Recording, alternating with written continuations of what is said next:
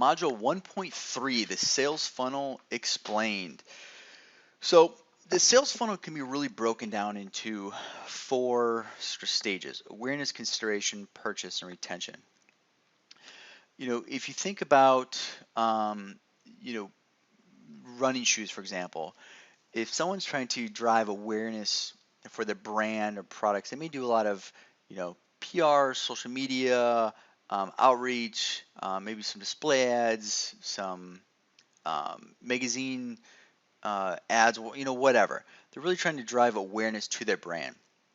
But once a consumer gets in the consideration phase, they're really considering a few products. They may be looking at that specific model of Nike shoe or specific model of a New Balance shoe. In that case, they're likely going to Google and searching specifically for that Nike model number. That's really where Google Shopping shines. They've done all the research. They're aware of a few brands, a few shoes. They're now going to Google and they're going to search for that specific shoe. That's where your conversion rate is going to be the highest, and you're going to have the best chance of being profitable. So of course, once someone purchases, then you go in retention. Remarketing is a whole other thing. You may be doing retargeting on Facebook. You can also do retargeting or remarketing through Google. But for Google Shopping's sake, that consideration stage is really key.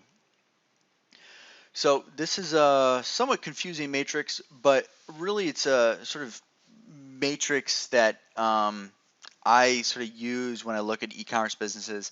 In my opinion, there are, I'd say, maybe 5 different categories of products. So, a product can be a passion product or impulse product. There's beauty products, or what I call Kardashian products.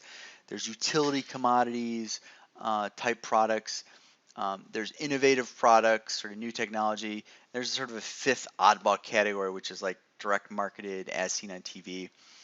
But realistically, Google Shopping does the best on utility commodity or sort of high ticket products. Someone that's doing a search for a, specific light fixture. They've narrowed it down to a certain brand, certain model number, or looking at a very specific type of light fixture. That's a good channel. Google Shopping is a good channel for that type of product. If conversely, if you had a impulse product or passion, that someone that really loves cats, so you're selling cat T-shirts. Well, to target cat T-shirts on Google Shopping, you're going to spend a lot of money. It's going to be very expensive. The conversion rate is probably going to be low. But if you put it, Facebook, Instagram, you put that cat T-shirt in front of someone on Facebook, they have a pretty good chance of converting. And same with beauty or any sort of Kardashian product, which is like a trendy product or something. Kardashian girls had like waist trainers that they're promoting for a while, and those sort of were super popular for a period of time. Those type of products, they do well on Facebook, Instagram, but really as your primary channel, both of those sort of fall weak or sort of fall flat when it comes to Google Shopping. It's Google Shopping can be pretty expensive for those type of products as your primary channel. However, for your secondary channel, Google Shopping can be good for those type of products. For example, if you're selling T-shirts or beauty products or sort of some type of impulse product, and you're driving lots of brand awareness, lots of sort of product awareness on social media or any one of the other primary channels, people are likely going to go to Google and do a search. For example, the Kardashian waist trainer. There's a lot of people that go to Google and do a search for Kim Kardashian waist trainer or Khloe Kardashian waist trainer. You may have driven all that traffic through like Facebook, Instagram, Pinterest, whatever, or someone else may have driven that traffic or awareness. But then ultimately someone goes to Google and does a search, and depending on the size of the market, depending on how popular it is, that market size could vary.